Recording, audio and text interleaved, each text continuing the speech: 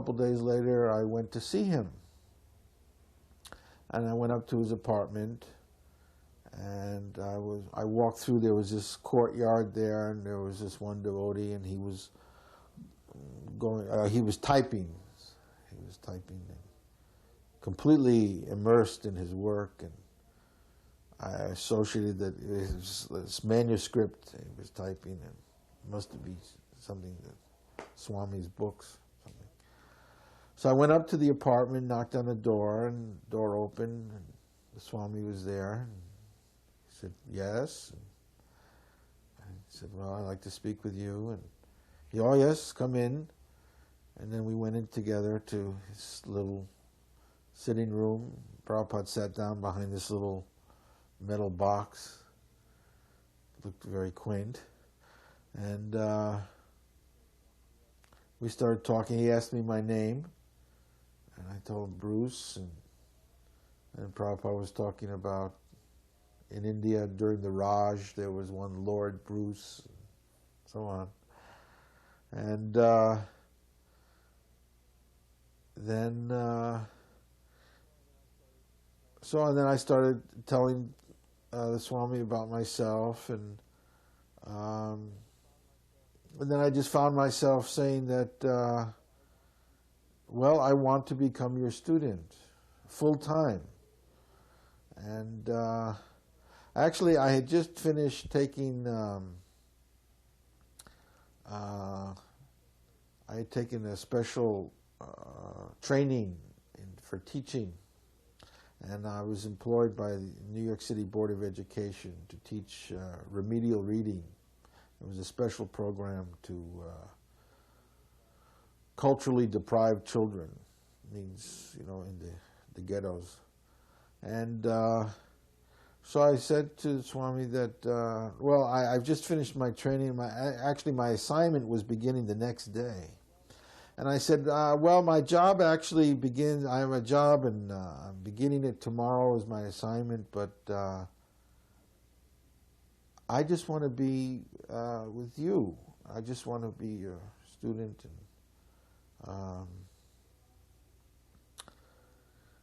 so Prabhupada said, well, that's fine. But you have a job. And I said, yes. Probably kind of lit up. He said, oh, and what is the salary? So then Prabhupada explained to me Bhagavad-gita in a nutshell. And he explained Krishna telling Arjuna to do his duty, to do devotional service, to work for Krishna, but not partake of the fruits of the activity. Give all the fruits of activity to Krishna. So Prabhupada explained to me, and then he gave me a very practical instruction, first instruction. So he said, you can be my student, and you can also do your job. And you can also give the fruits of your job to Krishna. So my first service was to work and to give my salary to Prabhupada. That my mother came to see Prabhupada after, so 'cause I was telling her about it, and she wanted to see what. And then my brother came and joined me also, and she wanted to see what we were getting into. And so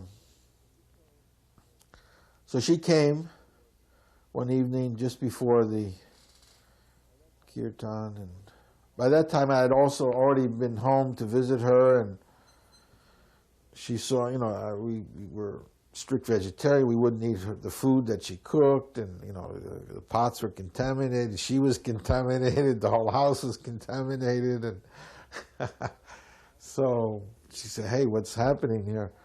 Anyway, so she went to see Prabhupada, and Prabhupada in his room had one folding metal chair, which was meant for VIPs who couldn't sit on the floor. So this chair was put out for her, and she sat on this chair, and everyone else, Prabhupada, us, we sat on the floor. And then she was asking Prabhupada, what are you doing with my boys and this and that. And Prabhupada was explaining, preaching. And so then at a certain point, Prabhupada asked that, I'm taking care of your sons. They're, by that time I had left my apartment and moved into the storefront. Gargamuni also. I'm taking care of them, I'm feeding them and looking after them and providing, and actually we have no income here and so on. And maybe you would like to give some donation. And my mother looked at us and looked at Prabhupada and said, well, donation, I think I've already given a donation. I've donated my sons. And Prabhupada said, oh, yes, very good. And he said, that's okay. And, but by her saying that, and it was like she gave us to Prabhupada. And Prabhupada accepted. When the Swami would walk into the room, into the storefront to give the class, everyone would bow down. I saw others doing it, so I started doing it. This was in the very beginning. But Gargamuni wouldn't. He was the only one. He would just sit there. And this was going on for some time. And but Gargamuni, I think, felt a little self-conscious about it. After class, Prabhupada would always ask for questions. So on one occasion, then Gargamuni, he raised his hand and asked that, the others, when you come into the room, everyone bows down, but I don't bow down, and because I don't feel like bowing down. So if I don't feel like doing it, I'm not going to do it, because then if I did it, it would be artificial. So I want to be more real, and I'm just explaining to you, and if this is all right. So Prabhupada looked at him and said, you should bow down. And by bowing down, then the feeling will come. So this is a very nice instruction. And of course, he started doing that, and it worked. The initiation was, so Prabhupada asked me that I should invite my mother to come. So I did, and she came. My father wouldn't come, but she came. And again, she sat on the chair, and we had the fire sacrifice, and then, so at the end, of course, when Prabhupada gave the beads, and then, so I bowed down to him, and then Prabhupada said, no, you bow down to your mother. So I turned and I got down and I bowed down, and of course I said the mantra of obeisances to Prabhupada. But my mother, was quite, she felt quite uncomfortable having her son bowing down at her feet. And then Prabhupada instructed me that whenever you see your mother, you bow down to her. You offer obeisances. And I used to do that. Sometimes I would go home and visit them. They lived in Connecticut. Once I went there to distribute books to all our family friends. So I would, ring the doorbell, and you know, my mother would open the door and there was nobody there, but there I was on the ground offering obeisances. And so, she didn't like it, of course, but actually it was Prabhupada's instruction and we did it. And we felt closer to Prabhupada following. And of course the attachment, the, you know, mother-son family attachment was kind of dissipated by that. It made the relationship more formal. So it was a nice instruction. Then at a certain point Prabhupada got the stroke. That was Memorial Day weekend in '67. And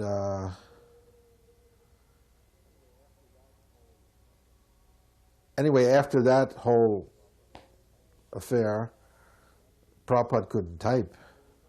He was actually partially paralyzed on one side. Anyway, there was no question of how was Prabhupada going to write his books. So we had to talk all about this. It was a big thing, you know, what to do, and so on. Longhand, that would be so difficult. Anyway, Gargamuni had seen, they were just starting to come out with these dictaphones, office dictaphones, and he had seen one in a store window. And he had gone in and asked about it. And he went to Prabhupada and asked Prabhupada, can we, maybe, I just saw one. And Gargamuni had some money, he was doing already his business. And so Prabhupada said, yes, that is good, we'll bring that. So he bought it and had the man show him how to operate it and so on. And so he brought, it was this Grundig, German, and so he brought the machine in, and so Gargamuni unpacked it and was going to show Prabhupada how to operate it. I mean, it took Gargamuni like an hour just to learn how to operate it. Prabhupada said, no, that's all right, you just leave it here, I will see to it. And he did that, and Prabhupada was able to operate it without showing him how to do it or anything. Interesting.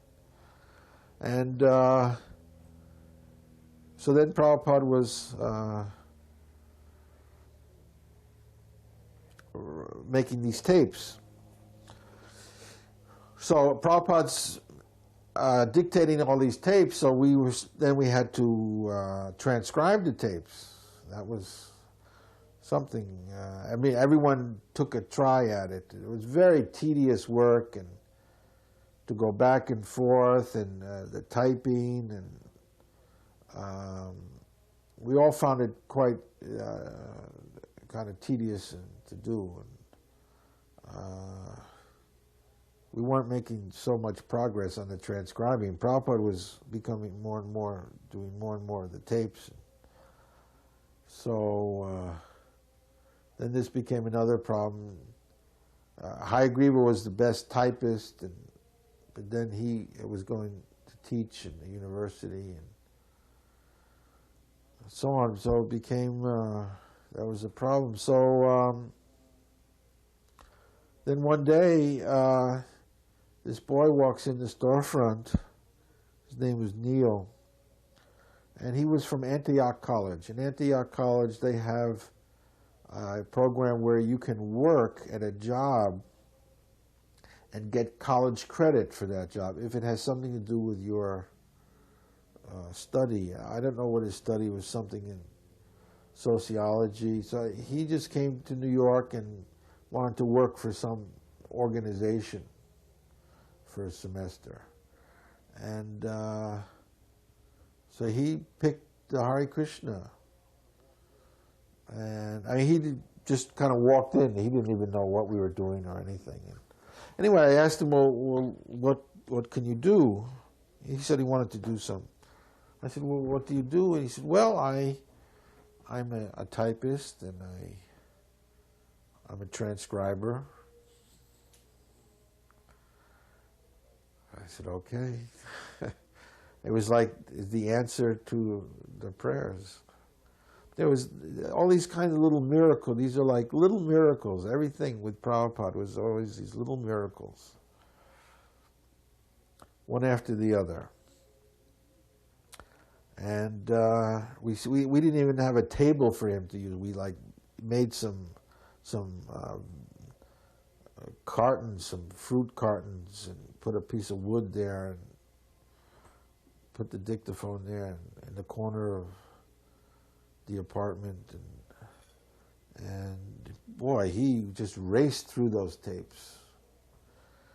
And it was such a nice, Prabhupada was just making more and more tapes, and he's just racing through transcribing. He had the editing. And well, he finished Bhagavad-gita, he did Nectar Devotion, Teachings of Lord Chaitanya, some other things, Ishopanishad and so on. And of course then when his semester ended, then he left. Never saw him again. But he had done so much. And it was just what was required. So then it came to publish Bhagavad-gita. Prabhupada was so determined to publish it, but there was no money to print it ourselves. And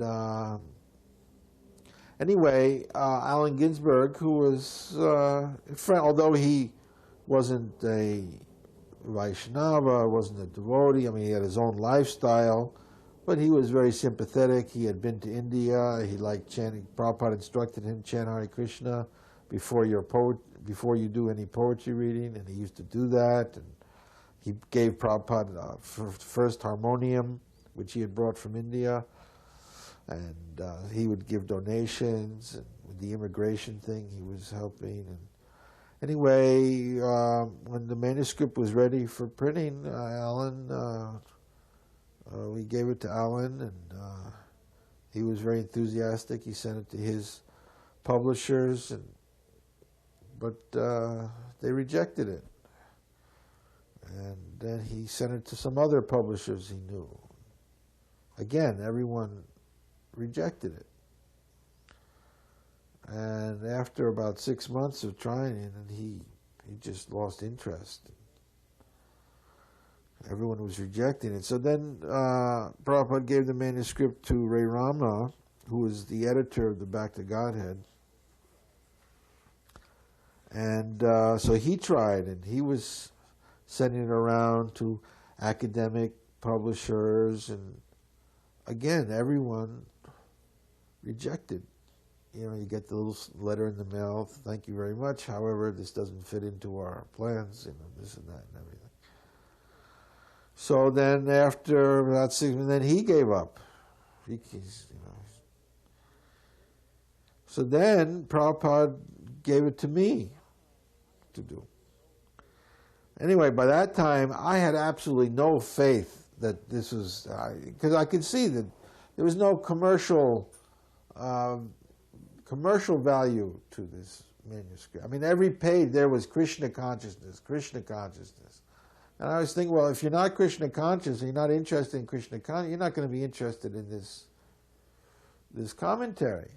There's no fancy poetry or scholarly, the footnotes and academics, and I had read different Bhagavad-gitas, and no esoteric things, and so I just had no faith, and I didn't know what to do, and I was going to bookstores and trying to see how they were doing, and then to learn how to get a book published, and I was going to the library and reading and trying to find out how to do this, but I didn't know what to do. So in the meantime, Prabhupada had recorded the record, the Hare Krishna record, which eventually the Beatles got. interested them when they heard that record. And the record was there was a lot of interest. It was very nice. One radio station played it all night long. For 10 hours they played the record over and over again. WBAI, one of these alternative radio stations. So we were advertising the record in different kind of underground publications. An order came for the record one day. I used to get the mail and then bring it up to Prabhupada, and we'd go over it together. And he would dictate and I would take notes and answer letters and so on. So one order came for a record. It was the letter was from the Macmillan company, big publisher, worldwide. So and it was on this letterhead, Macmillan letterhead. So and so was ordering a record album with a check, and I rushed up to Prabhupada. I said, Prabhupada, look, someone is from the Macmillan company. I mean, I didn't know what to do. We were, helpless. Prabhupada had to tell us everything. So Prabhupada said, he thought for a while, and then he said, you bring the record tomorrow, you bring it to the person, personally, and you tell that you have a Bhagavad-gita that you want to publish. And I said, well, okay, I don't know, should I bring the manuscript? No, you just tell them. And I said, well, okay, but I have to say something about you as the author. Maybe I should bring some of the other books you've published, like from India, the books you have already published in my Bhagavad. He said, no, just tell them that you have a Bhagavad-gita to publish. I said, okay. So the next day I went uptown, I got dressed up in shirt and tie, and went uptown to, they have a skyscraper, Macmillan Company, and the person who I was giving the record to was an accountant. It had nothing to do with really publishing. He was just adding numbers, and I'm sitting there and I'm trying to think, well, how am I going to tell him? What am I going to tell him? So anyway, we're talking something about the record and the mantra and so on, and I'm kind of sitting there bewildered, and then the door opens and in walks someone, and he all of a sudden, very formally, he says, well, I'd like to introduce you to an this is James Wade. He's our senior editor, and this is me. So, and I just shook hands with Mr. Wade, and I just looked him right in the face. I said, I have a Bhagavad-gita to publish. He said, a Bhagavad-gita by a Swami, an Indian Swami, here in New York? He did this himself? I said, yes. He said, complete the entire Bhagavad-gita? I said, yes. And he said, well, that's exactly what I'm looking for, to fill out our religion section. I got Buddhas, and we have the Quran. We have everything. We don't have a Bhagavad-gita. I need a Bhagavad-gita. Can you want us to publish? Well, we'll publish it. We'll publish it. And I couldn't believe what was happening. He actually agreed to publish it. He didn't even see the manuscript. Everyone else had rejected it for whatever reason, and here he is accepting it without even seeing it. I mean, I couldn't even believe it. I just flew back down to Prabhupada and told him the news. I was so excited, and Prabhupada It was like he was expecting it. Prabhupada just nodded. You know, when Prabhupada got his stroke, it was Memorial Day weekend, and Memorial Day weekend in New York, everyone leaves New York City. It's like this huge exodus. And I could see Prabhupada couldn't function, I mean, it was serious. So I called my family doctor, but he was out of town. And, you just get the answering service. And I asked other devotees, anyone know any doctor? And nobody knew. And I was calling. I just took the phone book. I started making random calls. Whomever I called, everyone was out of town for the weekend. Everybody goes. At least in those days, I don't know now. And I mean, I'm just calling and calling, and it's hard enough to get anyone to come to a residence anyway. And I actually could not get any doctor. And, it was either bringing Prabhupada to a hospital. They didn't want to do that.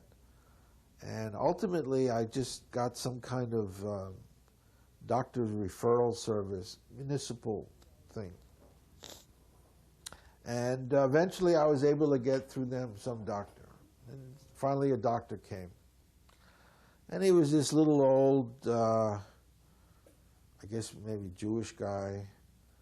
And he comes in. Of course, we didn't ask him to take his shoes off. But I mean, there we're all standing in our we used to wear these jeans and T-shirts and barefoot, and and he walks in, there's no furniture, and just a carpet, and there's this old Indian man. He couldn't figure what's going on here. And there's Prabhupada very sick, and everyone's walking, Hare Krishna, Hare Krishna. He just couldn't understand. So it took him a time just to understand what's going on here, and then what to speak of examining Prabhupada.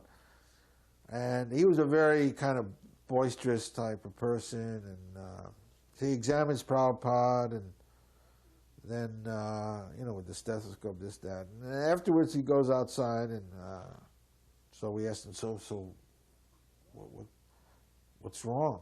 He said, well, I think the old man, he prays too much. So, well, oh yeah, okay.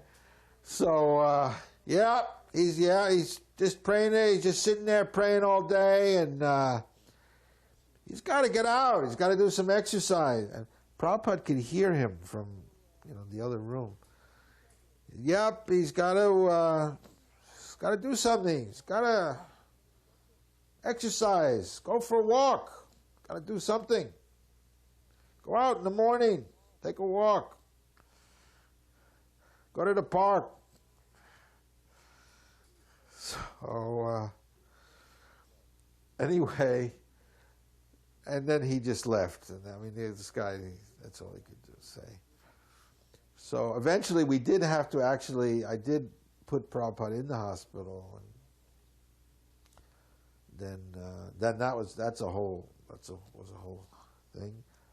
And then Prabhupada came out of the hospital. Then we took him to a house in New Jersey we had rented by the seashore. Anyway, then Prabhupada did recover sufficiently, and then Prabhupada announced that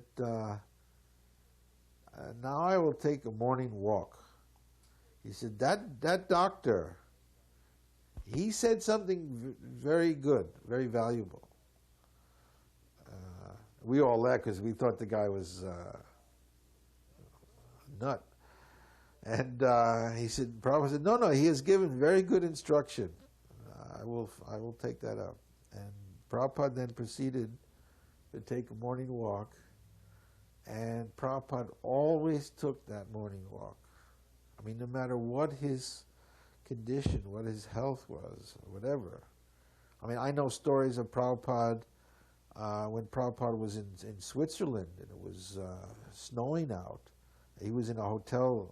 Shamsundar took him to St. Moritz. That's the whole story. But Prabhupada couldn't go outside for his morning walk, so he took his morning walk in the corridors of the hotel, walking, just as if he was outside. He was just walking and walking. I mean, I know when there was an automobile accident we had in Mauritius, and we were all had been injured, even Prabhupada. The next morning, Prabhupada rang his bell. We were all aching and paining, and Prabhupada, he was injured even more, and on his leg and so on. He rang his bell. Where are you going? Morning walk. And we were like hobbling, and but Prabhupada went on his morning walk. And Prabhupada was also he was much older than we were. Because, you feel when there's a big tension like that, you feel the next day, all that adrenaline, it gives you a lot of pain. So but Prabhupada went on his morning walk. So Prabhupada followed that instruction. Yeah, you see, all these different things, the different aspects of the movement, Prabhupada didn't specifically, order them, but he kind of he guided us, but we had to find them out for ourselves, and it had to come from our enthusiasm and our realizations. He never made any demands. I mean, even everything, to begin with, like even initiations, he didn't say, all right, now I'm going to initiate you. No, we had to come to Prabhupada and ask, would you initiate us?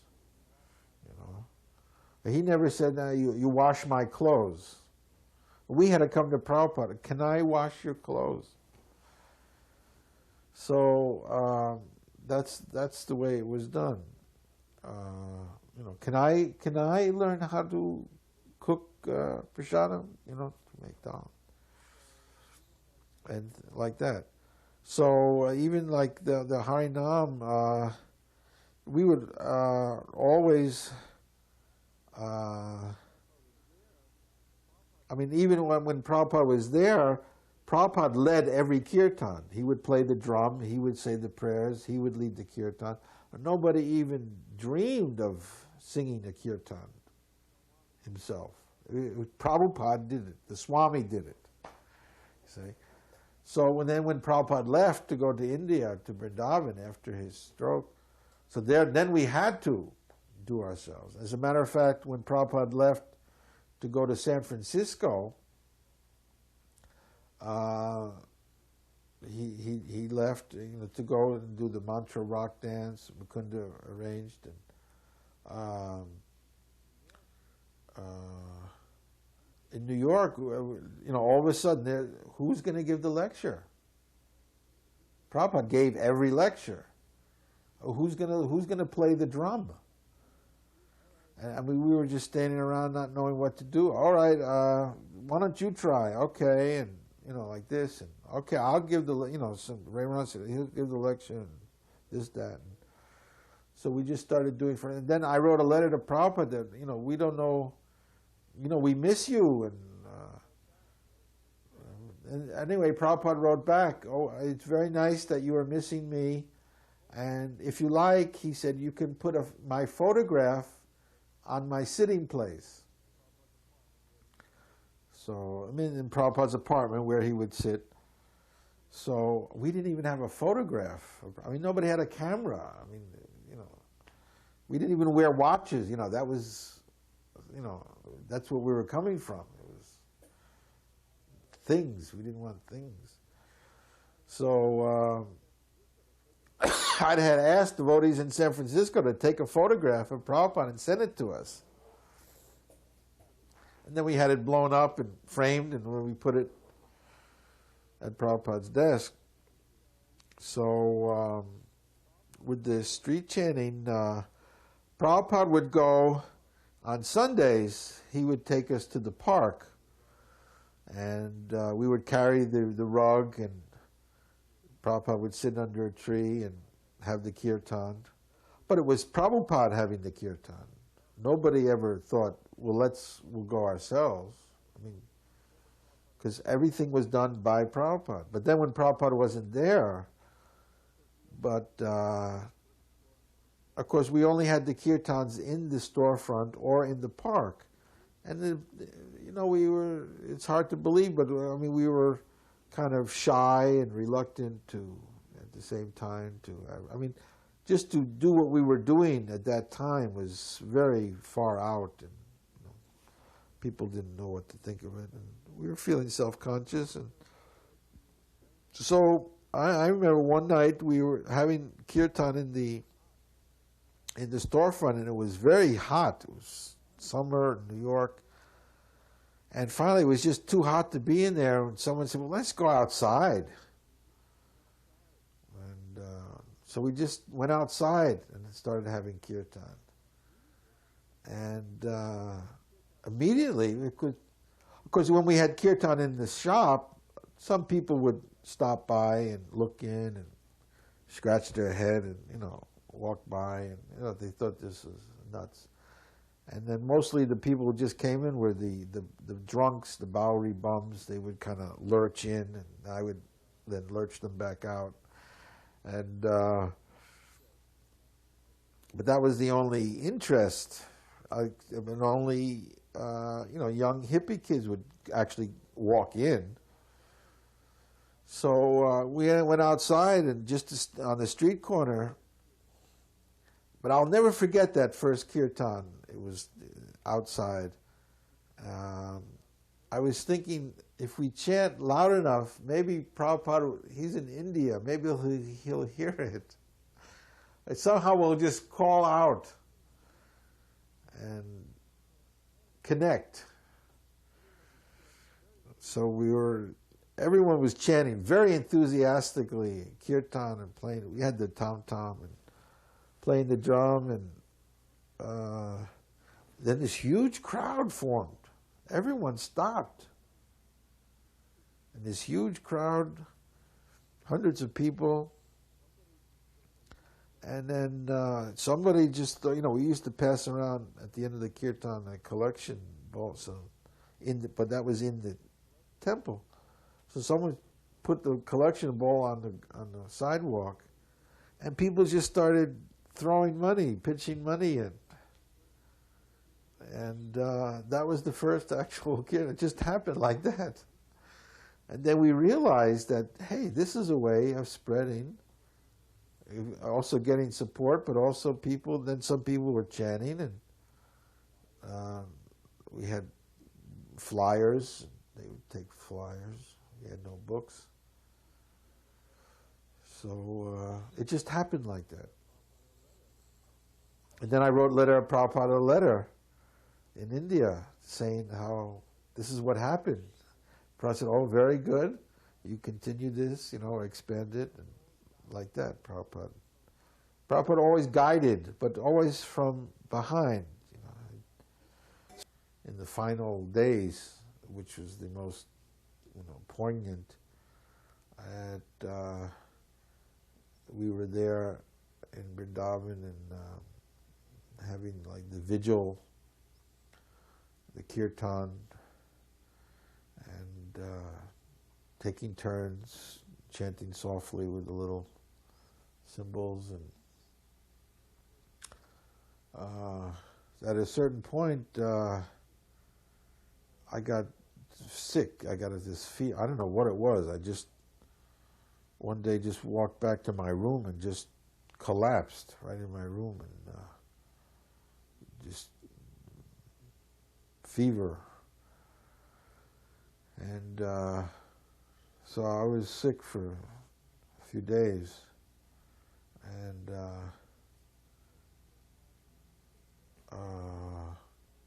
anyway, it took me about a week or so to recover, and then I was able to, when I got better, then I was able to again go and see Prabhupada. So when I came there, of course, Prabhupada was just lying on his bed, and he was conversing with his servants, and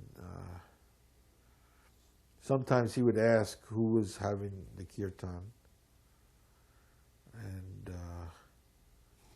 so that particular day he asked, and they said, they mentioned my name, and then Prabhupada said, "Oh, Brahmananda," and then he called me, and then I came forward, and so he said, you were ill? You were not feeling well? I mean, here's Prabhupada,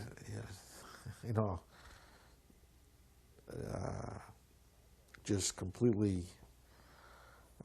shriveled, and I mean, Prabhupada is not maybe feeling. I mean, when Prabhupada was concerned, I'm not feeling well. I had just a little fever, and here's Prabhupada on his departure bed, and he said, "Oh, you were not." I mean, he with such concern, and really with love, and I just was totally,